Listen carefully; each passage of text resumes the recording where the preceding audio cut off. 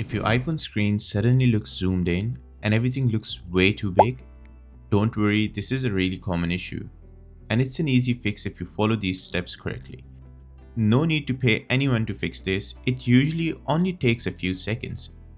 This happens because of a feature called Zoom. It's an accessibility settings on the iPhone and it can be turned on by accident, usually from tapping the screen with 3 fingers. Let's fix it.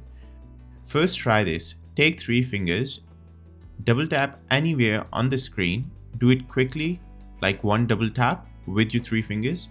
If your screen goes back to normal, you are done.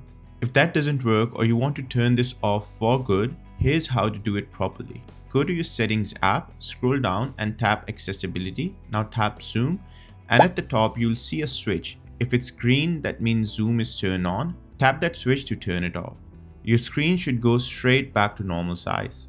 If you can't even see your settings app because the screen is too zoomed in, don't worry, you can still get there. Just use your 3 fingers and slowly drag them across the screen. This moves the zoomed in view around, so you can find and tap on settings.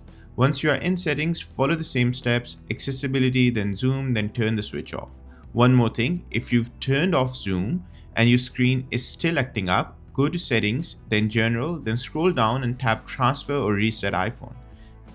Then tap reset and then tap reset all settings. This won't delete your photos or apps, it just resets your settings back to default. And it can fix any leftover glitches. And that's it. I hope this video helped.